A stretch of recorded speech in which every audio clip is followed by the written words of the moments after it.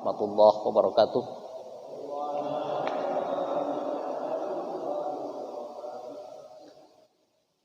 Subhanallah walhamdulillah wala ilaha illallah wallahu akbar wala haula wala quwata illa billahil aliyul azim. Salatu wassalamu ala rasulinal karim sayyidina wa maulana Muhammadin wa ala alihi sahbihi ajma'in, amma ba'd. Hadirin hadirat jamaah maghrib yang insyaallah dimuliakan oleh Allah. Alhamdulillah, puji syukur senantiasa kita panjatkan kehadirat Allah Subhanahu wa taala. Malam hari ini kita kembali untuk hadir melaksanakan berbagai macam aktivitas ibadah, mulai dari salat maghrib berjamaah. Baru saja kita sama-sama membaca surah Yasin, dan kita kembali mengisi sisa waktu kita menunggu masuknya waktu Isya dengan ta'lim. Salah satu ayat yang menarik kita pahami lebih dalam dari yang kita baca tadi. Al-yawma nakhtimu ala afwahihim wa tukallimuna aydihim wa tashhadu arjuluhum bima kanu yaksibun. Ada hari di mana yang akan berbicara adalah tangan kita, karena mulut kita akan dikunci dan kaki kita akan menjadi saksi terhadap apa yang pernah kita kerjakan ketika kita hidup di muka bumi ini. Ayat ini membicarakan salah satu bentuk pengadilan Allah yang mesti kita lalui nanti di akhirat kelak. Karena ada 5 bentuk pengadilan Allah kalau kita melihat dari berbagai macam ayat dan hadis yang ada. Itu paling tidak ada 5 bentuk pengadilan yang akan kita lalui di akhirat kelak. Jadi pengadilan berlapis. Maka tidak ada satu lubang jarumpung yang berlalu dari apa yang pernah kita lalui ketika kita hidup di dunia ini yang lolos dari pengawasan dan pengadilan Allah di akhirat kelak. Salah satu bentuk pengadilan tadi dari 5 bentuk pengadilan yang akan kita lalui, salah satunya yang disebutkan dalam ayat ini. Akan didatangkan bukti dan saksi nanti di hadapan Allah Subhanahu wa taala. Yauma nakhtimu ala afwahihim. Bentuk pengadilannya hari itu, mulut manusia tidak diberi lagi kesempatan untuk berbicara, akan dikunci. Kenapa? Karena mulut ini memang istilahnya orang terlalu pandai bersilat lidah. Berapa banyak orang secara fakta memang melakukan kejahatan, melakukan pelanggaran, tetapi karena kemampuan berargumentasi atau dibela, didukung oleh orang-orang yang memiliki kemampuan berargumentasi, sehingga lolos dari pengadilan dunia. Karena itu di akhirat yang pertama langsung dikunci. Nakhtimu ala afwahihim. Lalu yang berbicara adalah tangan kita, dan yang bersaksi adalah kaki kita. Hari ini tangan yang kita pergunakan menyentuh Al-Quran. Sebelum kita berangkat ke masjid, kita ambil air wudhu, kita bersihkan tangan kita. Semuanya akan berbicara di hari kemudian. Kita pegang Al-Quran, kita baca Al-Quran, dan yang akan menjadi saksi adalah langkah kaki kita. Karena itu sangat afdal ketika kita berangkat menuju masjid, dianjurkan dan pahalanya akan lebih besar ketika kita berwudu lebih dahulu. Karena tangan dan kaki kita nanti dalam keadaan suci akan berbicara di hadapan pengadilan Allah dan kaki kita akan menjadi saksi di hadapan Allah Subhanahu wa taala. Kemudian bentuk pengadilan yang kedua yang akan kita lalui hari kemudian, kita akan ditanya secara langsung. La tazulu qadama abdin yaumal qiyamati hatta yus'ala an arba'. Tidak akan bergeser satu jengkal pun kaki seorang hamba di hari kemudian nanti, di hari kiamat nanti, kecuali telah ditanya tentang 4 perkara. Jadi ini pengadilan berikutnya akan kita lalui. Kita akan ditanya secara langsung oleh Allah. Apa itu pertanyaannya? An umrihi fima afnah. Umur kita akan ditanya oleh Allah. Kita kemanakan kesempatan hidup yang diberikan oleh Allah di dunia ini. Jadi sejak kita memasuki usia balik, maka setiap detik, setiap menit, setiap jam, setiap hari, setiap waktu yang kita lalui dari waktu ke waktu, semuanya akan ditanya oleh Allah apa yang telah kita perbuat, apa yang kita lakukan dari usia yang diberikan oleh Allah. Makanya Abu Lais As-Samarqand pernah mengatakan bahwa ada 3 golongan manusia yang sangat dibenci oleh Allah. Salah satu di antara ketiga itu adalah Allah membenci orang yang bersifat fasik, tetapi Allah lebih benci kepada orang yang sudah berusia senja tetapi dia masih bersifat fasik. Kenapa? Karena usia senja ini, bonus yang diberikan oleh Allah ini justru sebaiknya kita pergunakan untuk bagaimana menghapus jejak-jejak yang telah kita lalui. Berapa jauh perjalanan hidup yang telah kita lalui, dan tentu tidak bisa kita jamin perjalanan umur kita ini semuanya nanti bisa kita pertanggungjawabkan secara mulus di hadapan Allah. Karena itu, ketika hari ini Allah masih memberi kesempatan hidup kepada kita, barangkali Allah memberi kesempatan kepada kita untuk menghapus jejak-jejak itu. Bagaimana cara menghapus? Tentu banyak beristighfar, banyak bertaubat kepada Allah Subhanahu wa taala. Karena umur ini 1 tahun, 1 detik itu semuanya akan dipertanggungjawabkan. La tazulu qadama abdin. Tidak akan bergeser 1 jengkal pun sebelum kita ditanya an umrihi fima afnah. Apa yang kita lakukan? Kemana kita habiskan umur itu? Yang kedua, an jasadihi fima ablah. Anggota tubuh ini, apa yang kita lakukan dengan anggota tubuh yang lengkap, yang sehat, yang diberikan oleh Allah? Ketika tangan kita masih kuat, apa yang kita lakukan dengan tangan kita? Ketika kaki kita masih kuat, apa yang kita lakukan dengan kaki kita? Anggota tubuh kita yang sehat hari ini itu juga akan ditanya oleh Allah.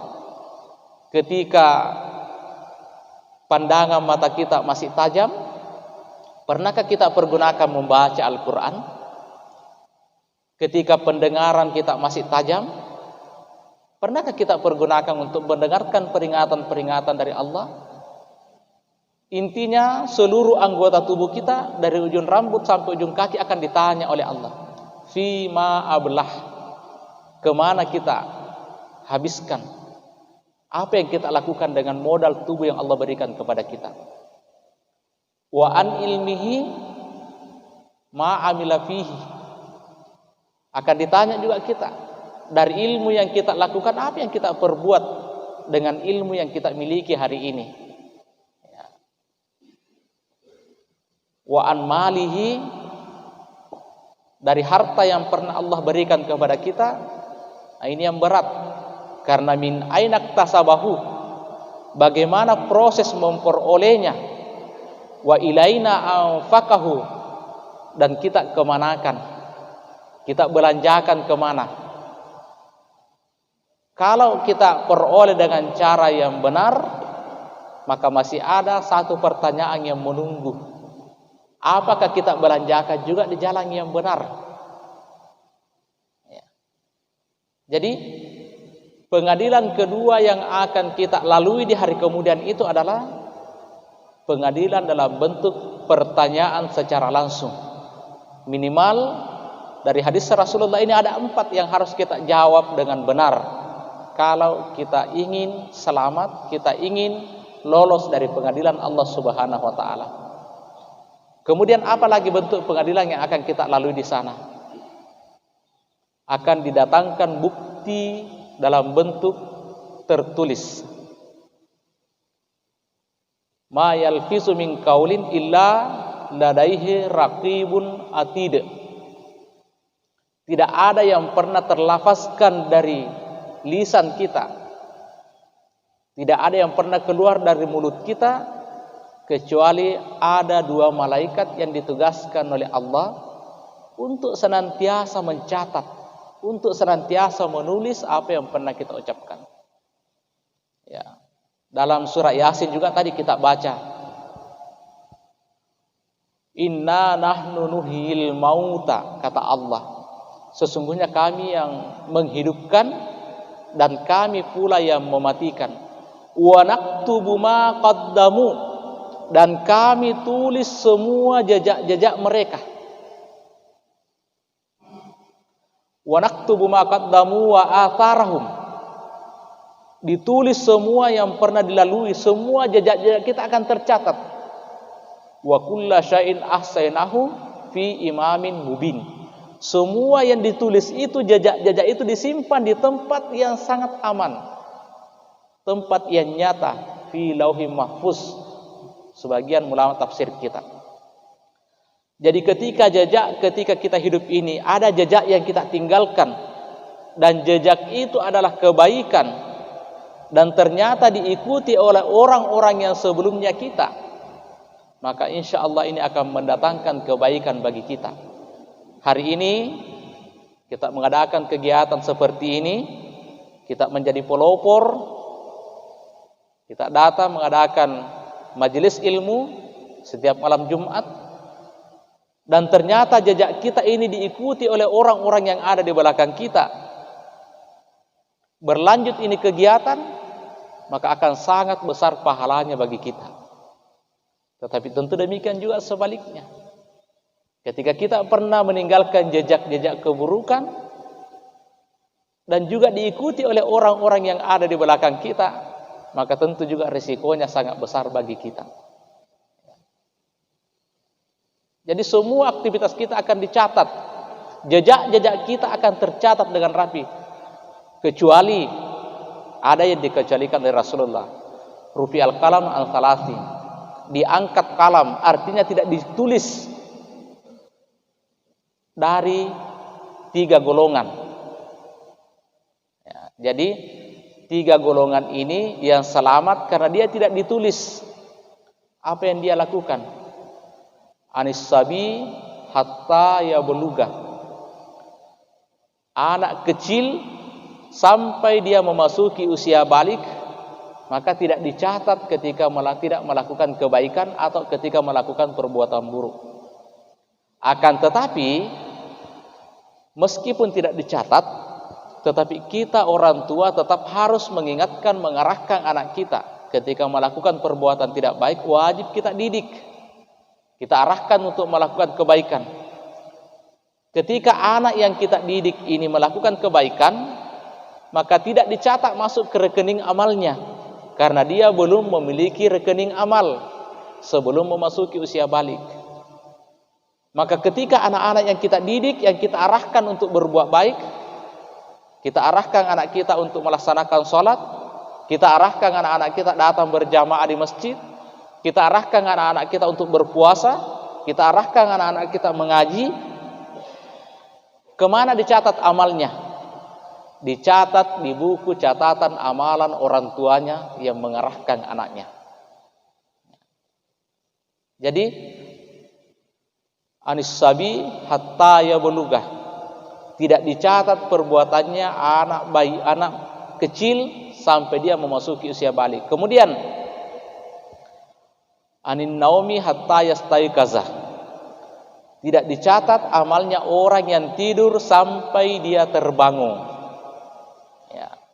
Karena itu ketika kita melakukan misalnya perbuatan jahat pada saat kita tidur, mungkin karena mimpi di luar kesadarannya, maka itu tidak dicatat perannya. Kecuali kalau dia pura-pura tidur. Kalau pura-pura tidur ya lain ceritanya. Ya. Siapa lagi yang tidak dicatat? Anil majnun hatta yafika. Orang gila itu tidak dicatat ketika melakukan perbuatan baik maupun perbuatan buruk, hatta yafika, sampai dia sadar, dia sembuh dari penyakit gilanya. Jadi kalau ada orang gila telanjang, itu dia tidak berdosa. Nah, kita yang berdosa ketika kita yang melihat. Kenapa? Karena kita orang sadar. Ya. Jadi jangan kita anggap bahwa karena orang gila lalu memperlihatkan auratnya misalnya, kita merasa ya, aman-aman saja melihat, kita yang berdosa karena kita orang sadar.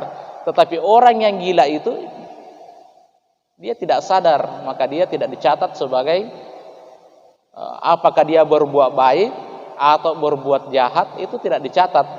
Karena rufi al-kalam, diangkat kalam, ya, tidak dicatat. Jam berapa masuk waktu? 17 lewat 13. Masih ada waktu 13 menit. Oh iya. Baik. Baru 3. Yang pertama, bukti dan saksi. Yang kedua, ditanya secara langsung. Yang ketiga, dihadirkan bukti dalam bentuk tertulis. Yang keempat, manusia akan diperlihatkan secara langsung amal-amalnya. Yauma yasdurun nasu ashtatan liurau a'malahum. Manusia nanti dibangkitkan dari kuburnya ini bermacam-macam. Liurau a'malahum, akan diperlihatkan amal-amalnya.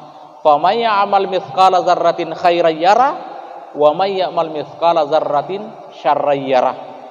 Siapa yang melakukan kebaikan sekecil apapun itu, dia akan lihat, diperlihatkan.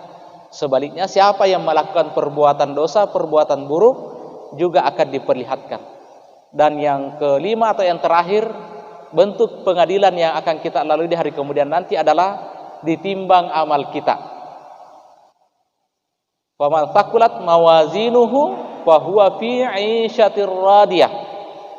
Ketika ditimbang siapa yang lebih berat amal kebajikannya, fahuwa fi 'ishatir radiyah, maka dia akan berada pada suasana atau hidup dalam suasana kebahagiaan yang penuh ridha. Wa man haffat mawazinuhu fa ummuhu hawiyah. Tetapi siapa yang lebih ringan kebaikannya, berarti yang berat adalah perbuatan dosanya, maka fa ummuhu hawiyah, maka dia akan masuk ke dalam neraka hawiyah. Wa ma adraka ma hiya, apa itu neraka hawiyah? Narun hamiyah, api yang menyala-nyala, api yang sangat panas. Karena itu kita berdoa kepada Allah Subhanahu wa taala, mudah-mudahan kita termasuk hamba Allah yang diringankan oleh Allah Subhanahu wa taala dengan amalan-amalan kita. Kita diampuni oleh Allah Subhanahu wa taala sehingga ketika kita berhadapan dengan 5 bentuk pengadilan itu nanti, kita diringankan oleh Allah Subhanahu wa taala. Kita tutup pertemuan kita dengan berdoa kepada Allah Subhanahu wa taala. Amin. Bismillahirrahmanirrahim. Alhamdulillahirabbil alamin. Hamdan na'imin, hamdan syakirin, hamdan yuwafi ni'amahu wa yukafi mazida. Ya Rabbana lakal hamdu kama yanbaghi li jalalika wajhikal karimi wa azimi sultanik. Allahumma salli ala Muhammad wa ala alihi wa sahbihi wasallam. Allahumma allimna ma yanfa'una wa anfa'na ma 'allamtana wa zidna ilman. Allahumma allimna ma yanfa'una wa anfa'na ma 'allamtana wa zidna ilman. Allahumma allimna ma yanfa'una wa anfa'na ma 'allamtana wa zidna ilman. Rabbana atina fid dunya hasanah wa fil akhirati hasanah wa qina azabannar, wa qina azabannar, wa qina azabannar. Walhamdulillahirabbil alamin. Wassalamualaikum warahmatullahi wabarakatuh. Jadi